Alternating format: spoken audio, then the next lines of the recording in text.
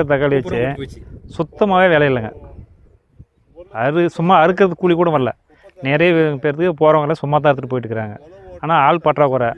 ஆள் கூலி கூட நானும் 2 மணி நேரம் ட்ரை பண்ணி காட்டில் ஓடுறது மனசு வரலன்ட்டு கூட கூலி ஆள் வச்சு அறுப்பேன். ஒரு நாளைக்கு 5000 ரூபாய் செலவாகுது. ஆனால் 4000 ரூபாய் தக்காளி ஆச்சு. அதனால் அறுக்காமல் காட்டோடு விட்டுட்டு திரும்ப ஆள் கூப்பிட்டு அந்த ஆளுங்க வந்து சலிச்சிக்கிறாங்க. தக்காளி பழம் விளைவிக்கல, எங்களுக்கு இது வேஸ்ட்டாக கூலி கொடுக்குற அப்படின்னு ஜனங்களே சலிச்சிக்கிறாங்க. இப்போ வந்து 2 நாளாக வெறும் 80 ரூபா பாக்ஸு. எங்கே ஜூஸ் கம்பெனி கேட்டாங்கன்ட்டு ஆளுங்க வந்து நான் ஃப்ரீயாக தான் அறுத்து கொடுக்குறேன், வேஸ்ட் பண்ணுறீங்க அப்படின்ட்டு அறுத்து கொடுத்தாங்க 4 நாளாக. கிட்டத்தட்ட ஒரு 2 லட்ச ரூபாய்க்கு மேலே செலவு பண்ணேன். 2 லட்ச ரூபா செலவு பண்ணால் ஒரு 20,000 25,000 கூட இது வரைக்கும் வரல.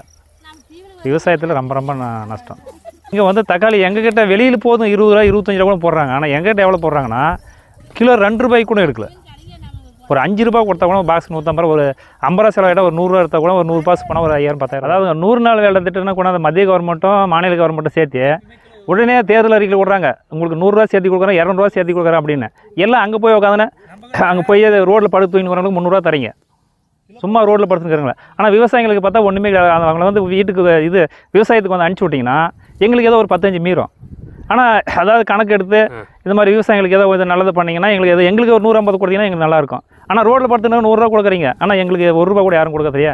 ஏதோ ஒரு டைம் வறட்சின்னு வச்சுன்னா ஏதோ ஒரு 1000 ரூபா போடுறீங்க, மழை தண்ணி அடிச்சு போச்சுன்னா ஒரு 2000 3000 போடுறீங்க. அது உடனே அவங்க அந்த கூலி ஆளுங்க வரவங்களே உங்களுக்கு 4000 போட்டாங்க 5000 போட்டாங்க உங்களுக்கு என்ன அப்படின்ற மாதிரி கூலி ஆளுங்க அப்படி பேசுகிறாங்க.